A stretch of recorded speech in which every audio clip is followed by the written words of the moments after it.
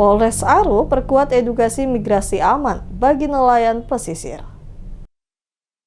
Polres Kepulauan Aro menggelar sosialisasi migrasi aman dan resiko penyelundupan orang bagi nelayan dan masyarakat pesisir di lantai 2 Gedung BPKAD Kabupaten Kepulauan Aro pada Rabu 22 April 2026. Kegiatan ini bekerja sama dengan International Organization for Migration dan mengusung tema Aku Nelayan, Melaut Aman dan Taat Aturan.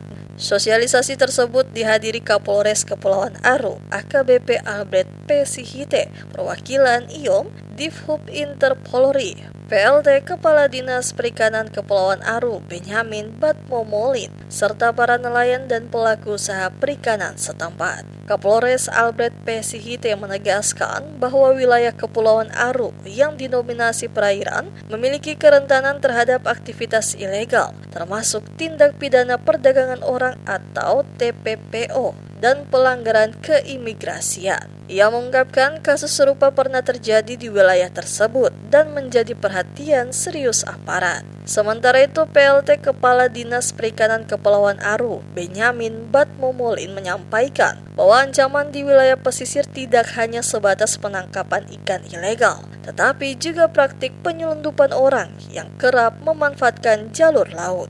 Menurutnya, minimnya pengawasan di wilayah pesisir sering dimanfaatkan pihak tertentu untuk merekrut warga dengan iming-iming pekerjaan di luar negeri.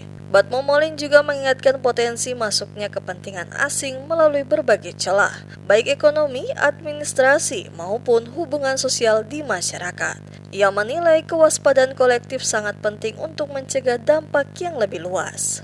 Ia berharap sosialisasi ini dapat memperkuat kesadaran masyarakat, baik secara individu maupun kolektif, di tengah perkembangan teknologi yang semakin memudahkan terjadinya berbagai bentuk kejahatan. Kegiatan ini menghadirkan narasumber dari IOM dan Divhub Interpolri yang memberikan pemahaman terkait mekanisme migrasi aman, pola penyelundupan orang, serta konsekuensi hukum dari pelanggaran keimigrasian. Diharapkan para nelayan dapat menjadi mitra strategis dalam menjaga keamanan wilayah perairan Kepulauan Aro.